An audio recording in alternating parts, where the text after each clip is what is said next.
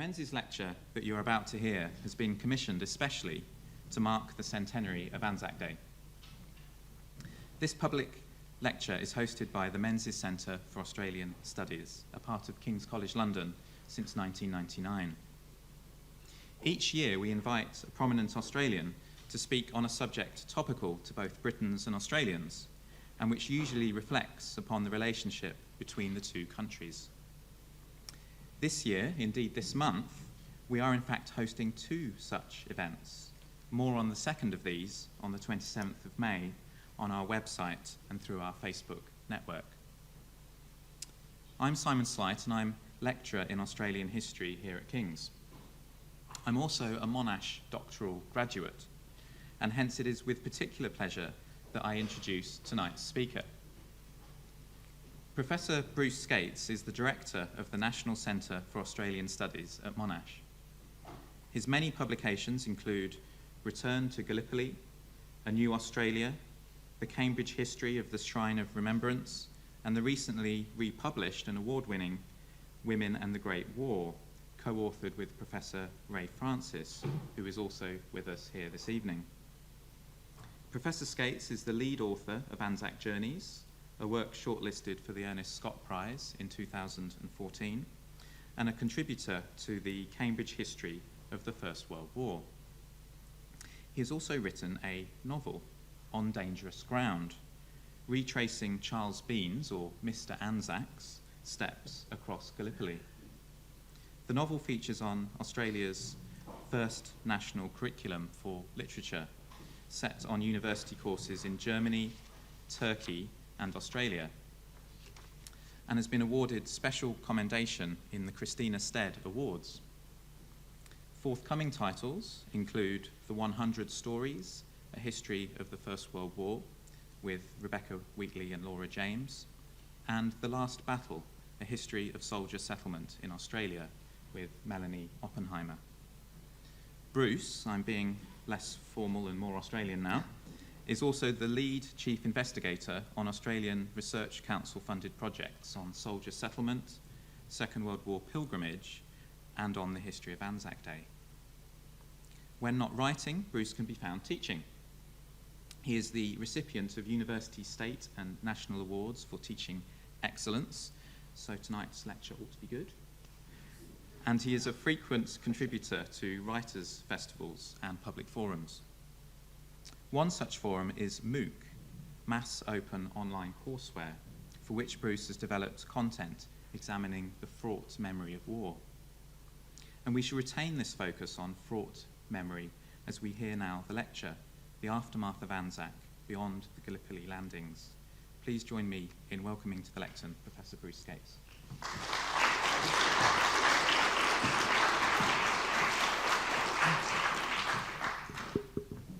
Thank you, Simon, for that very warm introduction. No pressure.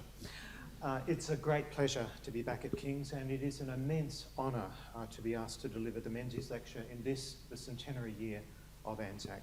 I acknowledge all of you here this evening, my fellow Monash alumni, and my former and current Vice-Chancellors, both of whom have done so much to foster the ongoing relationship between Monash, the Menzies Centre, and King's. Well, it's incumbent on an Australian historian to begin a lecture on the Anzac legend with Mr. Anzac, C.W. Bean.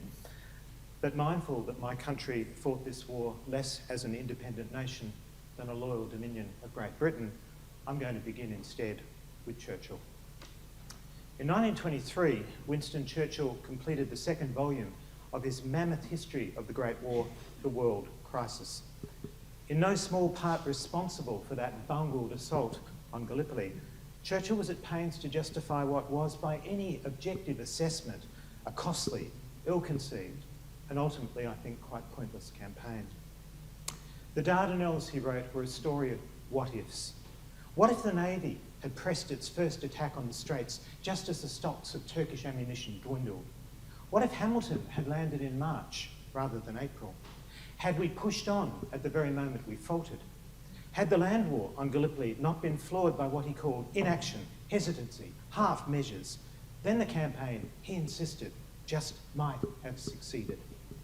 Churchill described Gallipoli as a long chain of fatally missed chances, a great lost opportunity to strike at the heart of Turkey, to defeat the Ottoman Empire, and in an extraordinary leap, both of the imagination and geography, defeat Germany in the war. I don't intend to take issue with any of these astonishing claims today. There's an entire department of war studies here at King's better qualified to do that than I am. On one thing, though, Churchill and I are agreed.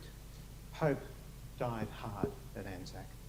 A recent conference in Canberra I attended actually spent 3 days debating if landing on a different beach might well have changed the outcome of the war. I expect we'll be picking over the skeletons of that campaign, the haunting what-ifs of Gallipoli, long after the ribs of that landing craft have rusted away into the sea. But my focus tonight is very different. Gallipoli, I want to argue, was a lost opportunity, not so much in how it was fought, but in how it's come to be remembered. The Dardanelles was a colossal and costly failure for Australia and all the other nations involved. I fear the centenary of Anzac might well fail us as well. Not a total failure, of course. Gallipoli was a story of partial gains, small advances, and this centenary, as we'll see, has yielded worthwhile victories, educational initiatives that I believe will signal a sea change in how we remember the Great War. So in my paper today, I want to assess the wins and the losses of the centenary. I want to weigh what was promised with what was actually gained. Unlike the fighting on Gallipoli, which never advanced beyond a narrow beachhead, the conversation tonight is going to be ranging far and wide. I'm going to begin with some observations on the changing character of Anzac Day, sketching its evolution over place, over time, and the unruly tussle between what I call popular and authorised roads of remembering. I'm going to examine at some length the single most important moment of the centenary. And that's not 60 seconds of silence on a beach in Turkey, not at all. It's the digitization of repatriation records that will expand the understanding of the human cost of conflict for a truly global audience. Now, repatriation files deal, of course, with the post-war story, the aftermath of Anzac. It's the story of the men and the women who came home and what the war did to them and to their families and to their communities. And that's a story which has been too long marginalised in the way that we remember 1915. The third part of this paper will consider the 100 Stories project that did cause quite a controversy in Canberra. You see, in the course of recovering the stories of Australia's post-war trauma, historians were told, quite frankly, that their stories were too confronting, too uncomfortable, and that wasn't really in keeping with the mood the centenary was trying to create.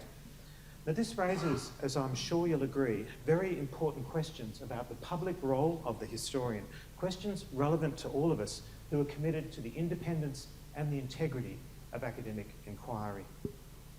My closing remarks will deal with the centenary activities post-2015 and the opportunity that a new interpretive centre on the Western Front offers for a truly transnational history of the Great War.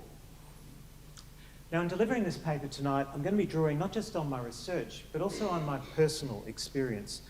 It was my great privilege to chair a panel of historians appointed to advise Australia's Anzac Centenary Board, the body charged with determining the character of our commemoration.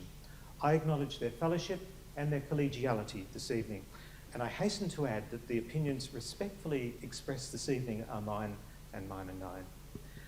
Well, I think this is going to be a paper of Churchillian dimensions, so it's bound to fail. I'm also going to attempt a clumsy transition between technologies midway in this paper, and that's about as ill-advised as an amphibious landing in the darkness. But Gallipoli was always going to be a challenge, wasn't it? A challenge for those who fought there, and also, I think, a challenge for all of us who deal with its contested and its complex memory. Well, Churchill's war in the Dardanelles began, I think, with a deeply flawed premise.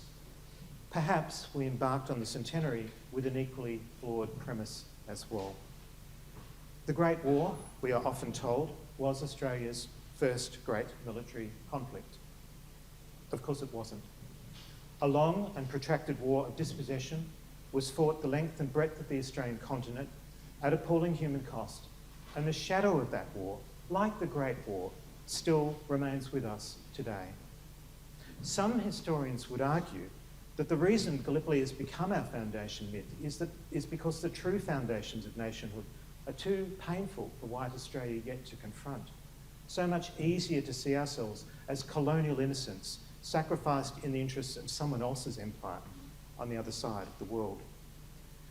Can I pause on that just for a moment? You see, Australia is one of the few countries in the world which has chosen to mark the centenary of the Great War by commemorating conflicts other than 1914 to 1919. We've been called upon to observe what's been called a century of service.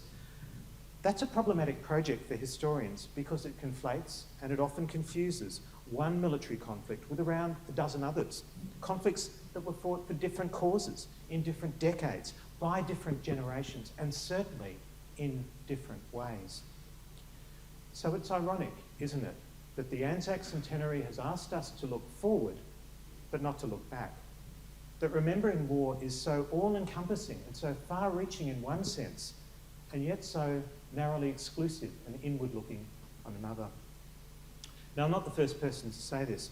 Some years back, Ken Inglis launched his magnificent book, Sacred Places in the Heart of the Australian War Memorial, our national memorial that devotes several of its galleries to colonial campaigns. Inglis noted at the launch that remembering war can also be an act of forgetting. Where is the reference in that great memorial to the wars of dispossession fought in our own land? So perhaps one of the symbolic gestures of this centenary, its first great lost opportunity, was that simple act of acknowledgement, the long overdue recognition of Australia's woefully forgotten frontier war. With all that in mind, I want to begin my talk today with two Indigenous stories, one from the southernmost reaches of Australia, the other from Alice Springs, right in the centre of my country. I acknowledge the keepers of these stories and the custodians of that country since time immemorial. And I also want to take just a moment to thank and acknowledge two remarkable young postgraduate students, Laura James and Beck Wheatley, who are the collaborators and co-authors of the 100 Stories project. The first story we want to tell you tonight comes from Cape Barren Island in Bass Strait. In the course of the Great War, over half the eligible men on that island enlisted. That's well over the national average. Their names, 21 names in all, are recorded on the island's war memorial, a simple bronze plaque set on a pillar of stone. Now, the records don't tell us why Private James Maynard here went to war. Perhaps, as with many Indigenous servicemen, it was a quest to secure full citizenship. Perhaps, like many white diggers, the hope of travel and adventure. More than likely, it was just a chance of earning a regular wage. James Maynard was wounded twice in action, and he was sent home a deeply damaged man, unlike his cousins. William and Frank never returned to Cape Barren Island. Frank was killed in 1916. He's buried at Pozières. William went missing during the Battle of Bullecourt, and he is missing still. The body of that boy, and he was a boy, was never recovered from the killing fields. So from the end of the war, right through the 1920s, Will's mother writes time and time again to the military authorities, hoping to learn something of her son's fate, longing for a photograph of his final resting place, craving something to remember him by. This letter, written in an unsteady hand in 1918, over a year since her boy went missing. 2 pocketbooks, a penny, a halfpenny, 2 discs with a name across, 1 little painted flower, 5 postcards. That's all I've got of my poor old Will. Eva Maynard's letter reminds us of the pain, the grief, the unspeakable loss the Great War visited on a generation. But of course, war wasn't the only way that Aboriginal people, Islander people, lost their children. In the 1930s, this small, devastated community was devastated once again as white authorities relocated children, including the children of returned servicemen, to white families and white institutions on the mainland. Cape Barren Island was a community laid to waste in the aftermath of that war. My second case now. Alexander McKinnon went to war in 1916. He died at Passchendaele just a year later.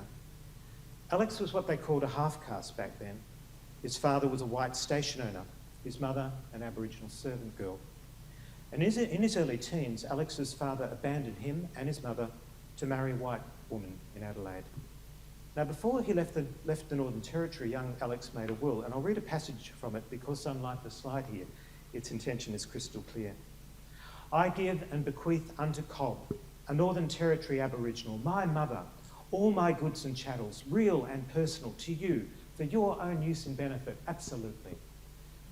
When Alex is killed, all his possessions, and there's not many of them, are packed in a tiny parcel and they're sent home to Cobb. A pipe, an inkwell, a wallet, some books, a Bible.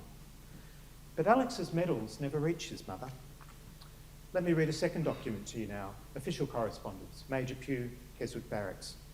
I'm of the opinion that the war medals would not be valued by Cobb and suggested they be awarded to Mrs. Mary McKinnon, his stepmother in Adelaide, instead. Nor did Cobb receive Alex's war gratuity, even though she was legally entitled to it and she did apply for it. The military authorities thought that that sum should be paid to the Chief Protector of Aborigines.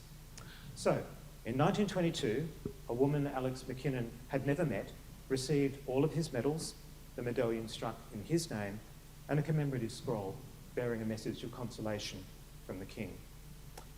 There's nothing left of Alex now. His body was swallowed up in the mud of Passion Day. As for so many men lost in the salient, there is no grave, only a name carved in stone on a memorial to the missing at Ypres, one name alongside 54,000 others.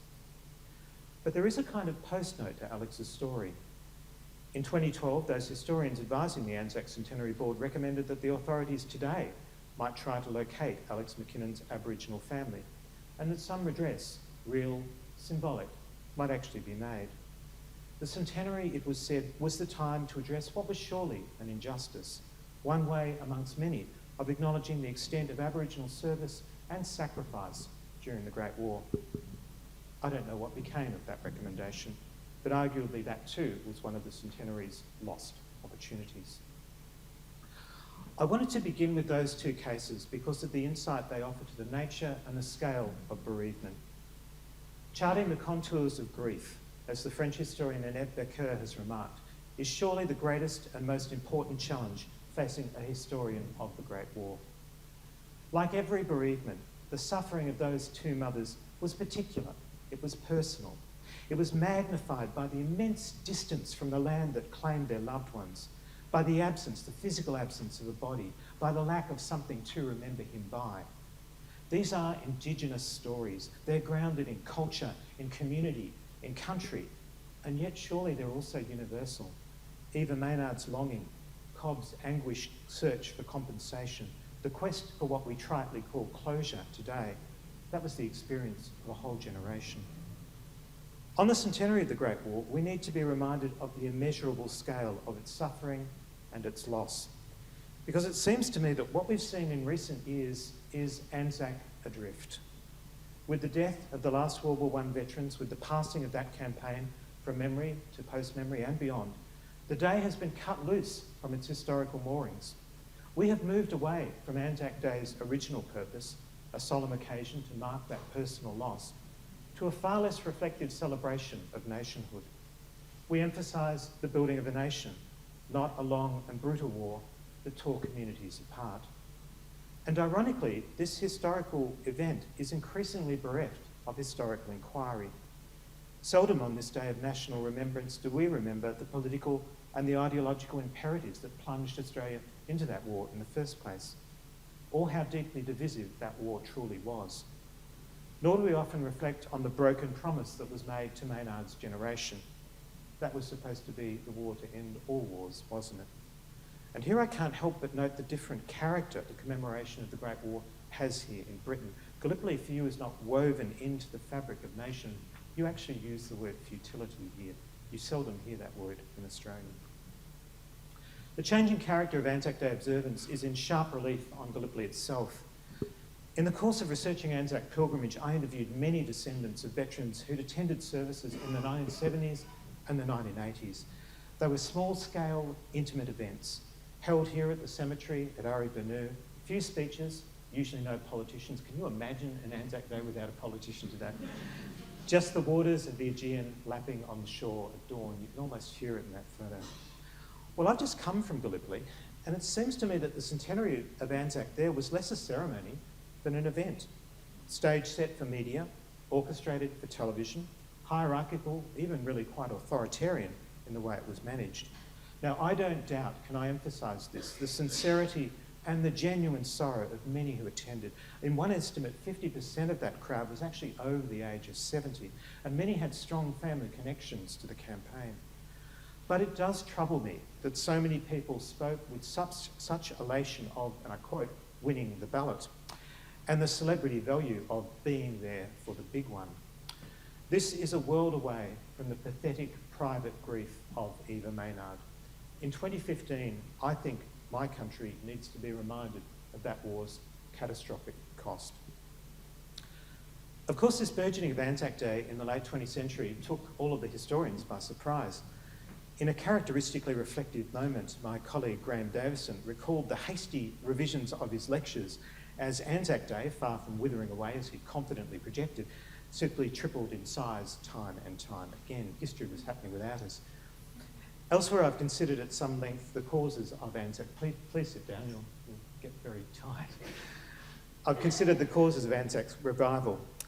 The commemorative frenzy we see today was not, as some historians, an invention in the Howard era, somehow imposed from above. In fact, I think the memory boom has been in full swing for decades. It's fuelled in part by a deep nostalgia for the past, a search for traditions in a society increasingly without ritual, a longing for something fixed and familiar in a world where change is tearing all certainties asunder. Anzac, I think, is an assertion of national belonging in an age of rampant globalisation. It's a crucial site of identity formation. And it's a connection with the past that's at once intimate and private, public and collective. Most important of all, it offers an opportunity to insert family stories within a wider national narrative. And that's a point I'm going to come back to shortly. Well, whatever the allure of Anzac might be, the truth is that the memory of the Great War has been increasingly commodified. The Centenary is not just a commemorative moment, folks, it's also a business opportunity.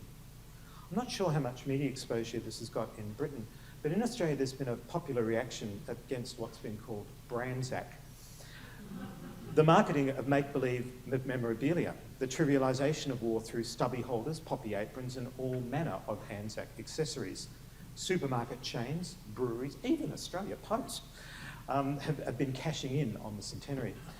It's actually difficult to say what is more crass or offensive, the sentimentalisation of war by a child's Anzac teddy bear or the sexualisation of violence by that scantily clad woman in khaki. But surely these are the material trappings of what's becoming a festival of forgetting. I'm not sure that there could be a greater insult to the men and women who suffered the Great War than this.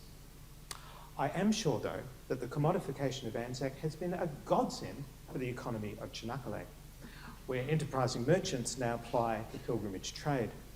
The scarves and the t-shirts have long been available, but this year, for the Centenary, the market diversified, launching the long-awaited for Anzac Memachik biscuit. It is, I'm assured, a nourishing blend of both Australian and Turkish trench cuisine.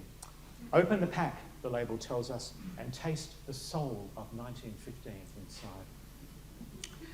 Since Chaucer's time, relics have been saleable and pilgrimage offered scope for profiteers. It all seems innocent enough, doesn't it? But as a historian, I'm reminded of how the men of Anzac described eating one of those biscuits from Gallipoli. I opened the tin of jam. The flies rushed in, all fighting amongst themselves. I wrapped my overcoat over the tin and I gouged out the flies. Then I spread out the biscuit, held my hand over it, and drew the biscuit out in the coat. But a lot of flies flew into my mouth and they bed about inside.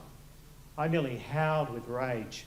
Of all the bastards of places, this is the greatest bastard place in the world. Who will market that unpalatable truth?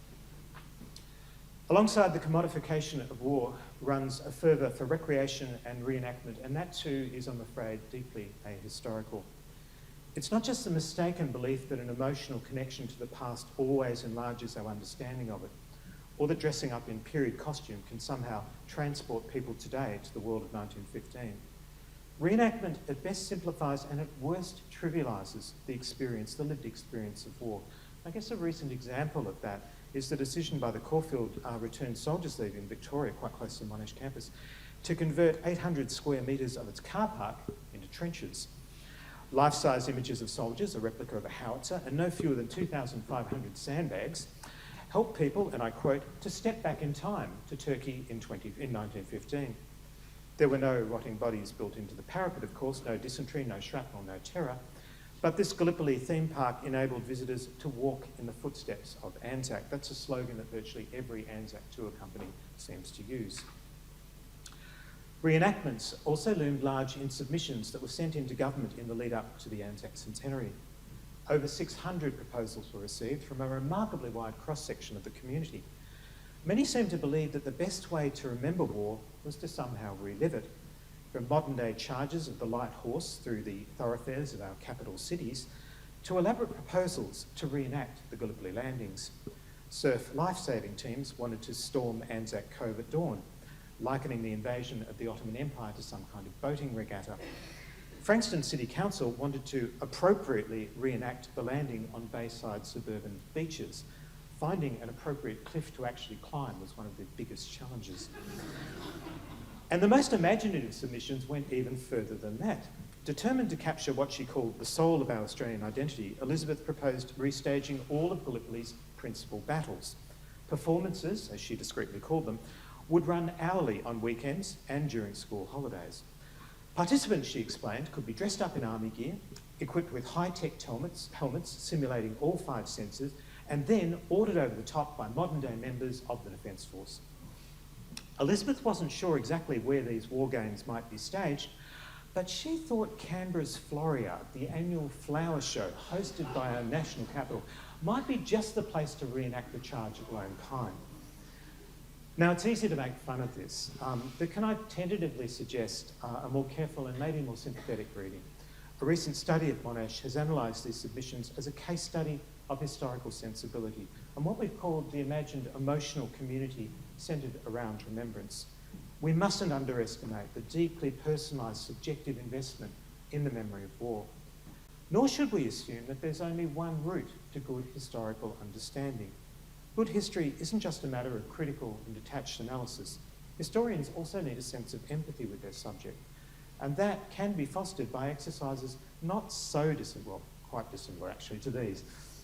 Gallipoli should not be reinvented as a theme park, of course, but can't it be imagined, invoked, and interrogated through the galleries of a museum? Is the archive the only legitimate medium for historical inquiry? What about those poignant artefacts that also surely connect us to the past?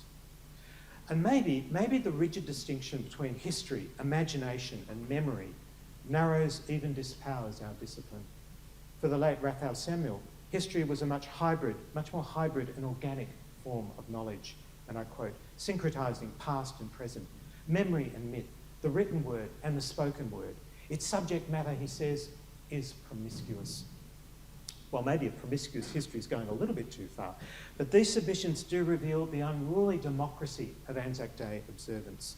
National ceremonies might be stage set by the government, but at the local level, Anzac Day observance still has an element of the informal and unpredictable, a day where people willfully invent and imagine the past. And that's a neat segue into the next stage of this paper. Let's move now from how the centenary was imagined to what was actually done. The digitisation of Repatriation Records was the first, and it was the unanimous recommendation of that panel of historians.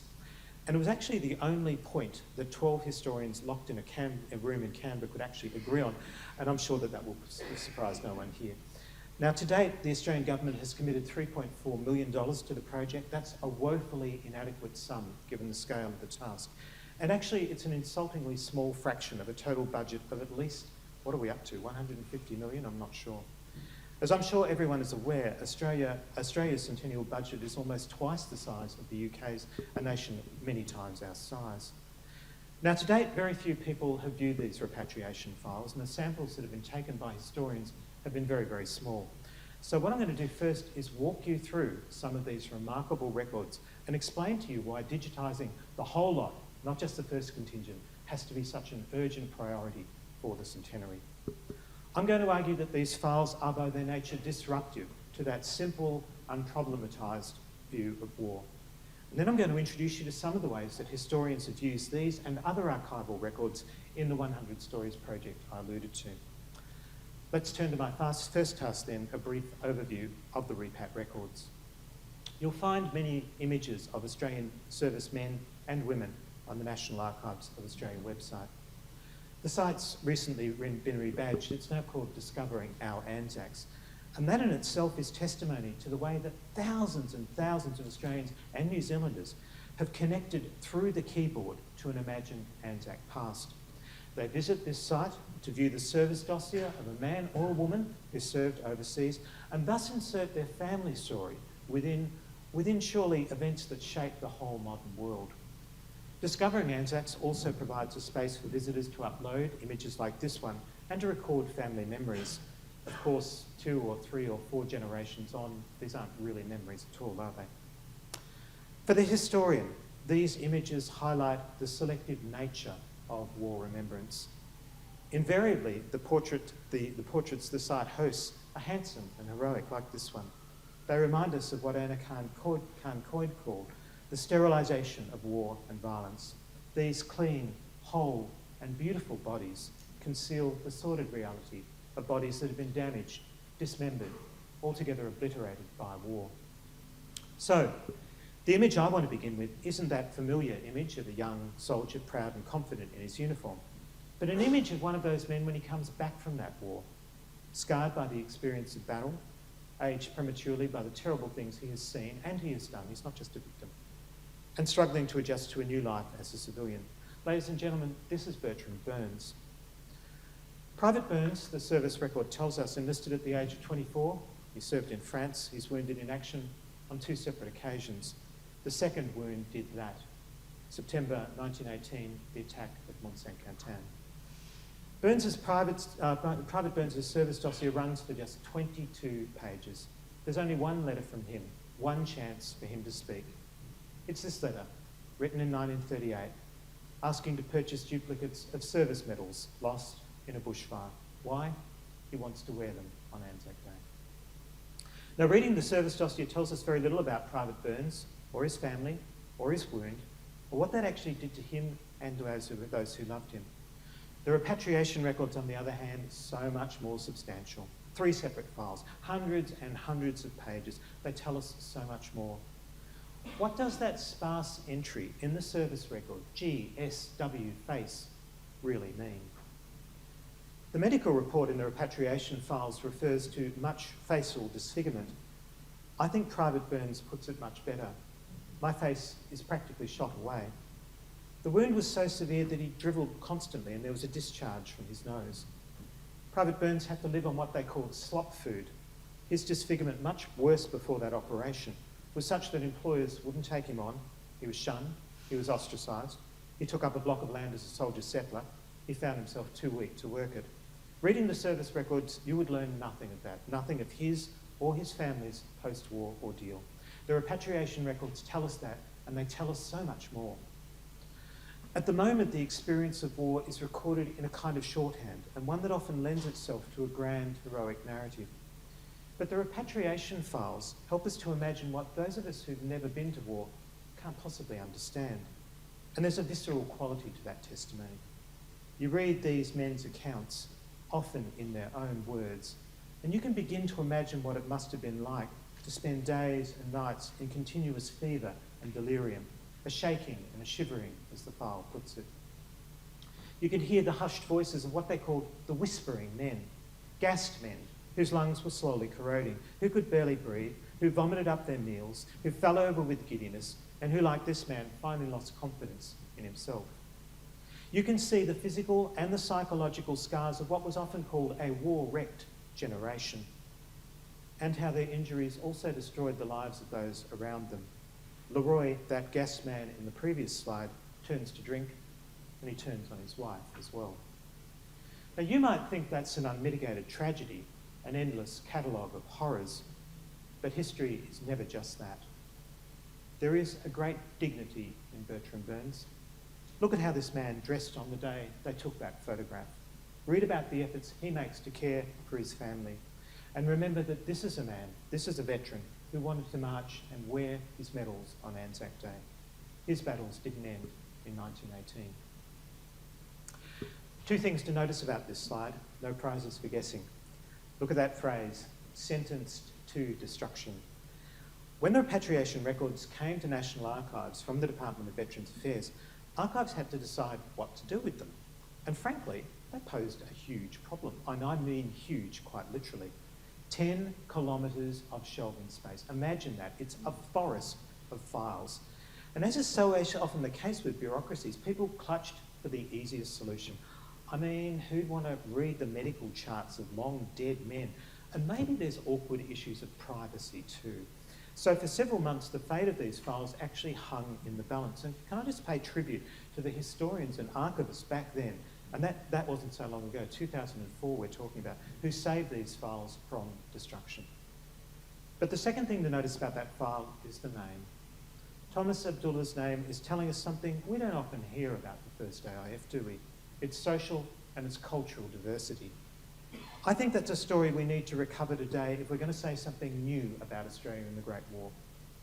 Now, Thomas Abdullah's name stands out, but in most cases, the ethnic and cultural diversity of the first AIF is actually concealed by the service record. Recruits are described as British subjects. There's no clue to Indian, Chinese, Indigenous descent. Because the repatriation records are fuller accounts, because they're embedded in community, because they're a record of families as well as veterans, they offer exactly those kind of insights. I mentioned the visceral quality of their testimony. How do these files facilitate new historical understanding? What makes them so important? Firstly, I think there's the potential for intergenerational health studies. Few countries in the world possess so comprehensive a health record of so large a cross-section of the population. And I'm not just talking about veterans here. When former servicemen and women lodged a pension claim, they answered detailed questions, not just about their own health, but also the health of their families. The department had to determine if a condition was congenital or war-related. Current work by my colleague Janet McKelman has demonstrated the enormous potential of these intergenerational health studies. By digitising these records, Australia will be showcasing one of our richest archives to a global community, to you, to the world, and we'll be making history more accessible at a local level as well. And I think that's an extremely important achievement. Second point, the repatriation records aren't just about the health of the nation, they're also an insight into the society of their day. They tell us about a neglected phase in Australian history, the role of the state in the interwar period, the intervention of the medical expert into the life of the individual citizen, the working of public welfare and private charity. They demonstrate, as Marina Larson and Mel Thompson have shown us, how war reaches into and how it damages the whole social fabric. They allow us to chart the aftermath of Anzac. And for a Labor historian like myself, they actually reveal a great deal about a generation that was asked to sacrifice so much and really given so very little in return. Promised a land fit for heroes, but often sent to work marginal land. Men and women unable to find remunerative employment, often as a direct result of their injuries. I used to cough and spit so much, they always found some excuse to discharge me. Reliant on inadequate pensions and forced into the position of supplicants. Men like Harry here, who even had to bludge a smoke. Imagine the indignity of that, bludging a smoke from another wounded mate. And these records, they span a vast political and emotional range. In an article published last May in Labour History, Melanie Oppenheimer and I explore what we call the moral economy of Australia's soldier settlers, their assertion of their rights, this outraged sense of entitlement as citizens and as veterans. I won't go into the study in any detail, but I will just mention the case of a man who, like many soldier settlers, was burdened by a huge debt almost the moment he took up his block of land. The government did a tally of exactly how much this man owed the state and sent him a bill for several £100s.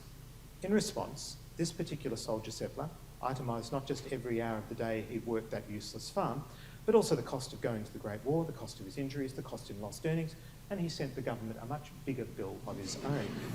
He declared that every working man had a right to a living wage. Really quite extraordinary. I mention this article for two reasons. One, because it's another chance to acknowledge the importance of collaborative transnational research. Only collective, cross-disciplinary scholarship can do these records justice. And two, because it highlights something immensely important about the digitisation project.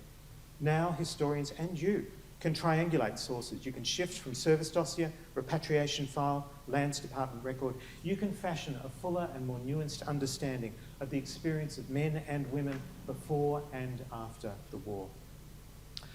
One final point. We've looked at how these men survived the war. The repatriation records show us how they struggled to survive the peace.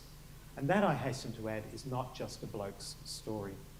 As this remarkable letter from the widow of Don Coney suggests, she's telling us what it's like to live on the poverty line, pleading just a little help at Christmas time, offering that insight into the intermediate economy of a veteran's family.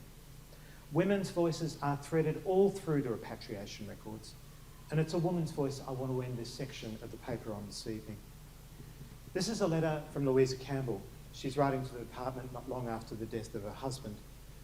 Lieutenant A.B. Campbell came back from that war with severe respiratory problems, and she writes with an intimacy that I find quite disarming.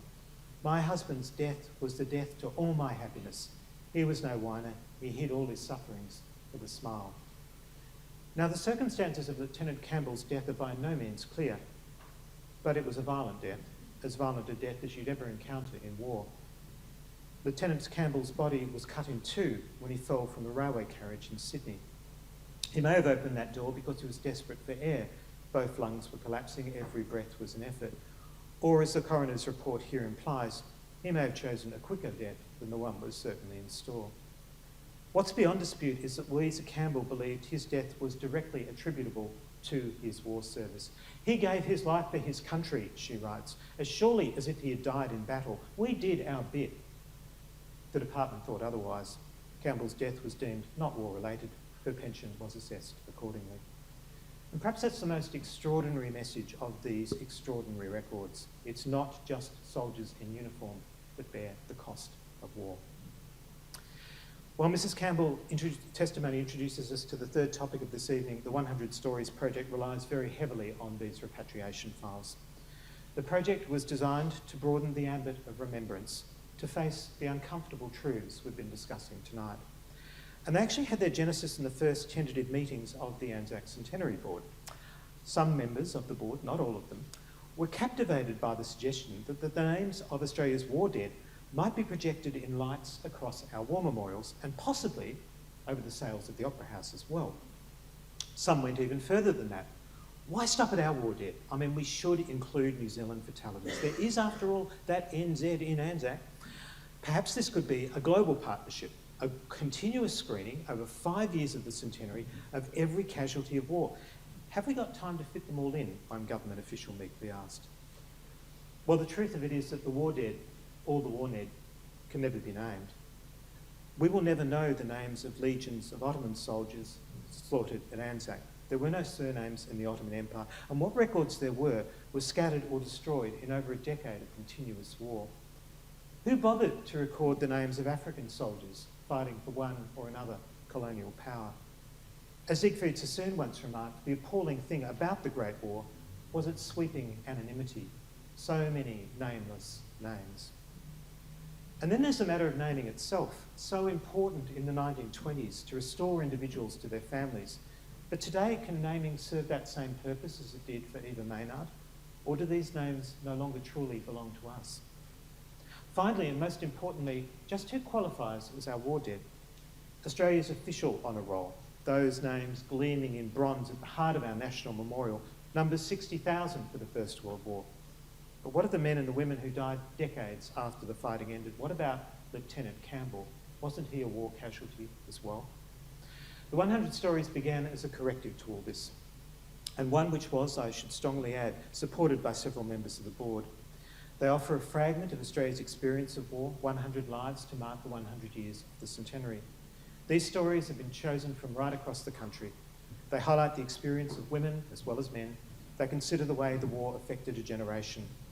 Amongst the cast of the 100 Stories are not just soldiers, sailors, airmen and nurses, but parents who lost their sons, wives who struggled with shell-shocked husbands, children who never knew their fathers.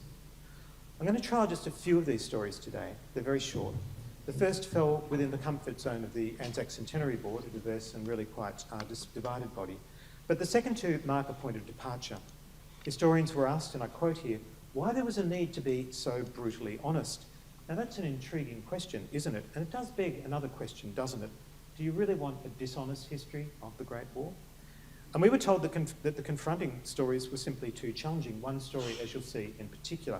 Stories like that should be replaced by what one board member called positive nation-building stories. Tonight, with Ian's help here, you're going to have an opportunity to decide for yourselves. But first of all, a note of explanation. These are silent presentations. Their purpose is to distill the archive. They rely entirely on the written word. And silence is actually a deliberate play on the act of remembrance. With any luck, here we go.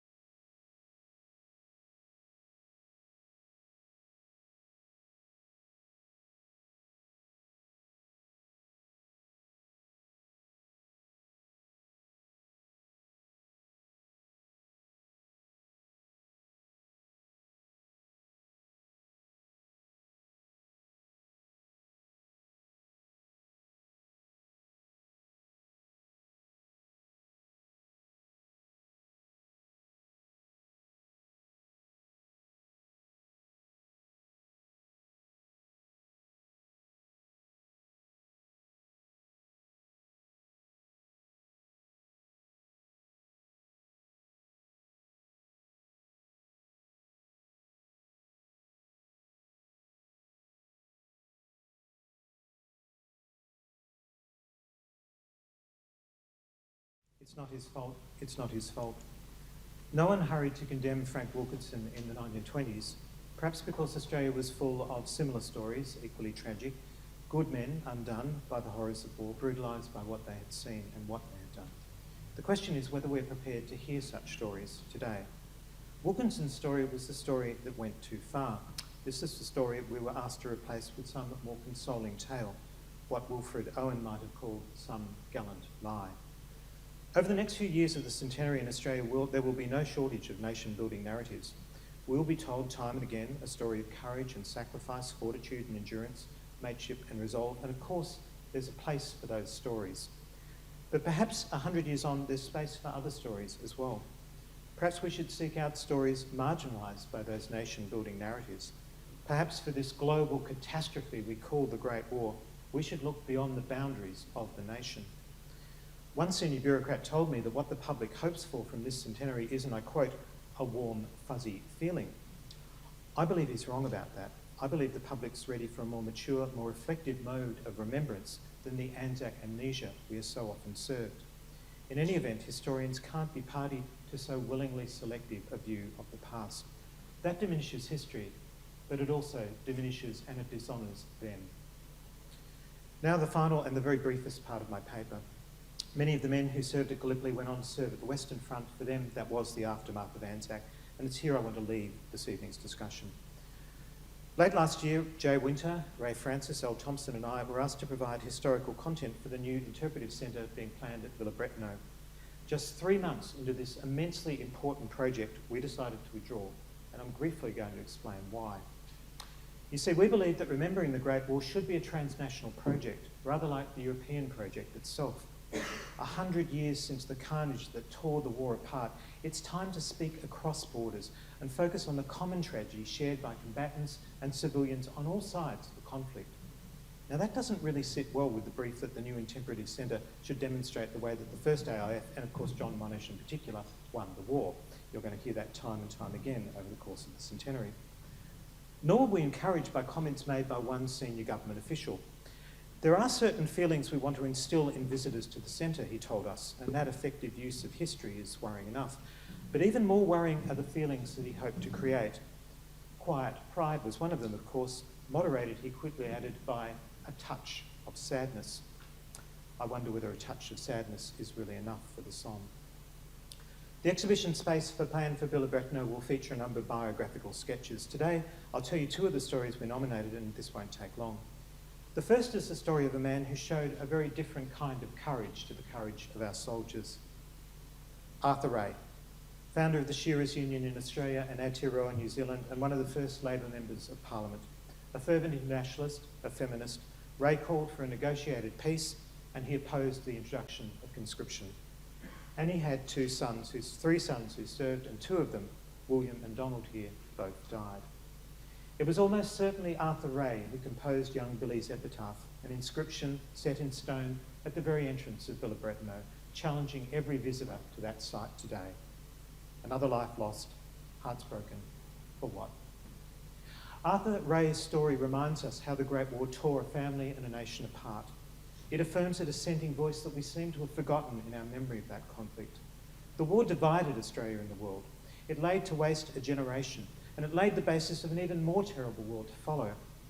And arguably, the greatest victory for democracy to emerge from that war wasn't the defeat of Prussian militarism, but the defeat of 2 bitterly contested conscription referenda. Thanks in no small part to Arthur Ray, Australians affirmed a great principle. Ours was a volunteer army. No man was forced to bear arms against another. Now, I don't expect you to agree with all of that or any of that analysis, but I hope you'll concede that so eloquent an epitaph does merit our consideration. Ray was allowed 66 letters to express his grief, and for that he was charged threepence halfpenny for every letter and the space between each word he chose, as if he'd not already given enough. The second story, like the first, comes from the 100 Stories project. Charlie Kingston is the man at the centre of that photograph. When this picture's taken, he's the officer commanding the War Graves detachment at Villa-Bretonneux. Indeed, Kingston and his men laid the basis of the cemetery we visit today. Now, I don't need to explain to you how gruesome that work must have been, the recovery of bodies scattered across the killing fields, all in an advanced stage of decay. Kingston and his men, though, were volunteers.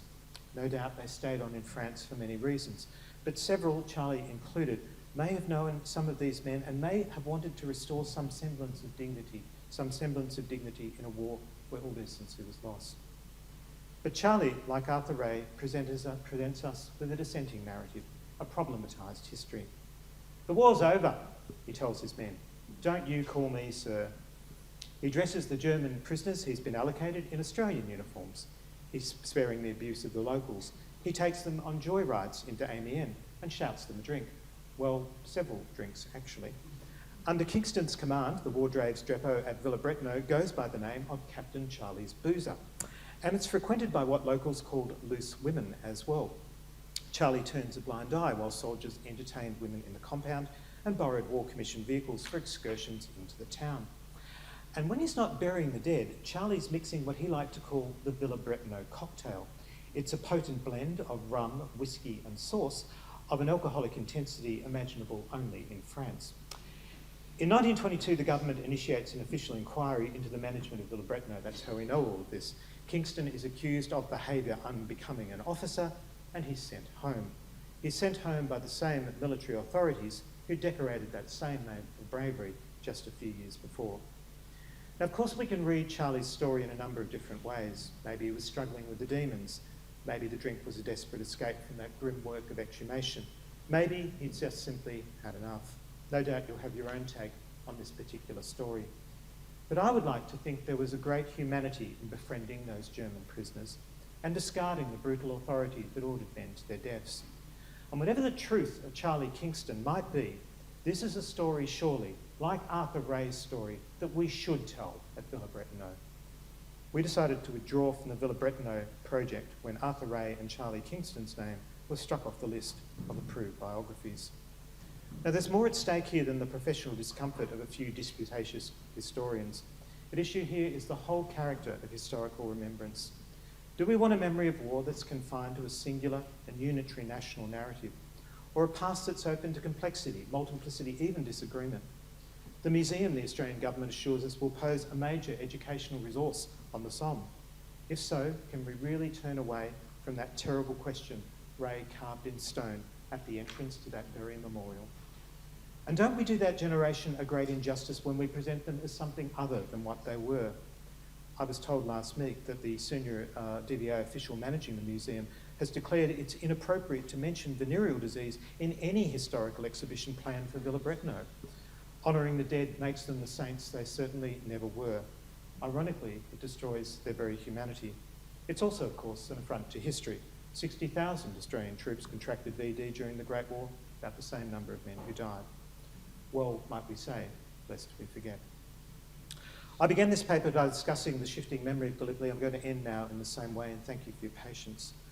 When I was asked to give this lecture, it was suggested I might consider the future of Anzac Day. How would the day be commemorated post-2015? Well, historians get into trouble enough puzzling over the past, let alone speculating on the future. What I will say, though, is that I think the achievements of the Centenary do outweigh its limitations. Those repatriation files open up new fields of scholarship. They enable new insights into one of the costliest conflicts of modern time, and they will widen popular understandings of that war as well. I thank those on the board that made that decision possible. And whilst Anzac Day may be adrift, it retains an extraordinary energy and creativity. Its ability to reshape itself, its porous, shifting character, ensures its transmission, I think, from one generation to another. I'm not amongst those who believe that the sacrifice of the Great War has no relevance in modern multicultural Australia. To the contrary, reflecting on Anzac and its aftermath can speak across face, across gender, across cultures. And nowhere is that more clearly seen than in the Turkish Friendship Memorial we've just raised in Melbourne. The testimony of suffering soldiers from both sides woven into its base, a selection of epitaphs from a generation that never ended their grieving, and the words of Hugo Throssell VC, who took his own life 15 years after the fighting had ended. I have seen enough of the horrors of war and want peace. And you've heard enough of the horrors of my voice. Thank you for your company.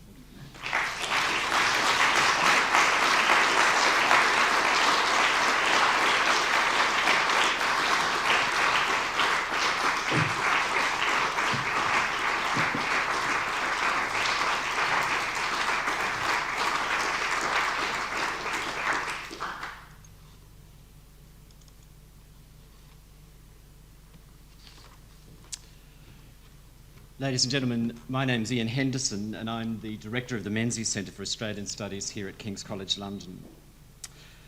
It falls to me to give the formal vote of thanks to Bruce, Menzies lecture tradition, which replaces our more familiar Q&A. But that doesn't stop you engaging with his wonderful and gutsy and controversial lecture in the less formal setting of our reception, which follows this short speech, and I promise it will be coming. When we do get to our reception, I invite you to turn right out the door here, go up the marble stairs and turn right again. But you can also follow Sheridan and some of our other helpers who will direct you up there. Bruce has shown us something of the power, but also the questionable aspects of this centenary year of Anzac Day. And perhaps it's worth thinking about some of those bombshell words he used: futility, nostalgia, event, forgetting catastrophic loss, a man deserves a living wage, gallant lie. He's also illuminated the wider historical context of individual and family memories of war. Anzac Day is a curious thing in Australia, a sacred day when the mundanity of everyday life stops to recall the dead, and when capital H history is rebound to the everyday experiences of living men and women. For many Australians, I suspect it is what history is. History, as we know it in academic settings and as we've heard it in Bruce's lecture, is a comparatively problematic affair. The wreckage cast by Benjamin's angel, rewrought by intellectual tradition, ordered even in disorder by disciplined methods of writing, revealing itself not so much as something we make, as an extra personal force that creates us all, precisely when we aren't looking. And yet it is also a discourse braided with and structured by individual biographies, as Bruce's lecture has beautifully shown us and the 100 Lives Project will continue to do. These are lives in part recovered via the archive by professionals, marshalling iconoclastic evidence as often as not, but given breath by and in the oral tales and memories of all of us. As I've mentioned to Bruce this afternoon, thoughts about the relationship between personal lives and professional history have a new potency for me on a day which for my own family represents the end of an era. My 100-year-old grandfather, Major Jim Henderson, died this morning.